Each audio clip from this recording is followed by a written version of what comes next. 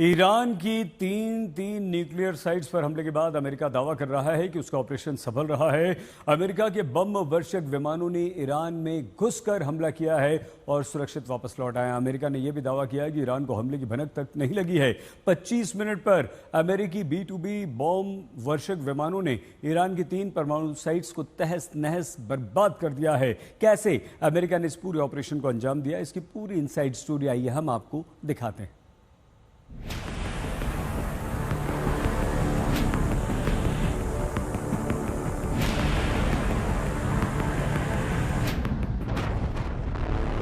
युद्ध के इतिहास का सबसे खतरनाक मिशन पूरा हुआ। ट्रंप मीडिया के सामने आए और युद्ध में विजय की घोषणा की। Iran, the bully of the Middle East, must now make peace. If they do not, future attacks will be far greater and a lot easier.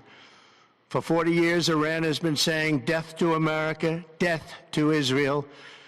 They have been killing our people, blowing off their arms, blowing off their legs with roadside bombs. We lost over 1,000 people, and hundreds of thousands throughout the Middle East and around the world have died as a direct result of their hate. In particular, so many were killed by their general, Qasem Soleimani. I decided a long time ago that I would not let this happen. It will not continue. I want to thank and congratulate Prime Minister Bibi Netanyahu. We worked as a team like perhaps no team has ever worked before.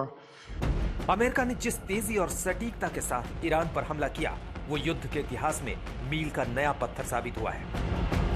America ने Fordow, Natanz, Isfahan 3 nuclear sites पर हमला किया।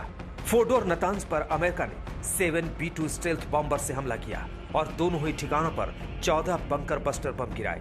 Isfahan पर America ने submarine के जरिए 24 Tomahawk cruise मिसाइलों से हमला किया।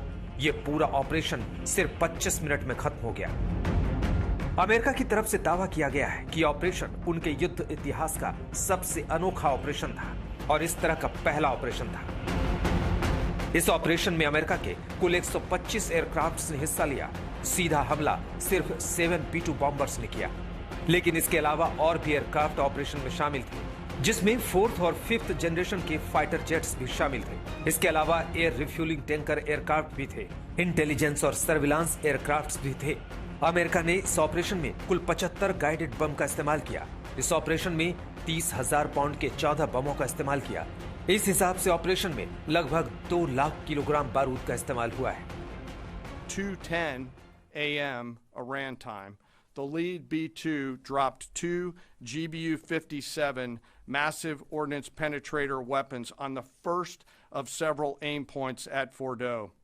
As the president stated last night, the remaining bombers then hit their targets as well, with a total of 14 MOPs dropped against 2 nuclear target areas.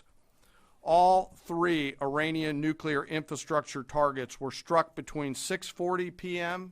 and 7:05 p.m.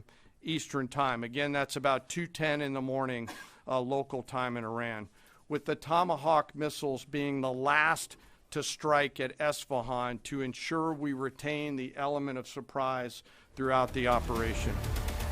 तो America का दावा है कि ईरान के एयर डिफेंस सिस्टम को इस हमले की भनक तक नहीं लगी। ईरान को पता ही नहीं चला कि अमेरिका के बॉम्बर हमला करने के लिए आ रहे हैं। अमेरिकी मिसाइल और फाइटर जेट आए और तबाही मचाकर चले गए। लेकिन सवाल है कि इन हमलों से अमेरिका और इजराइल का मकसद कितना पूरा हुआ। तेल अवीव से शिवानी शर्मा के साथ आज तक ब्यूरो।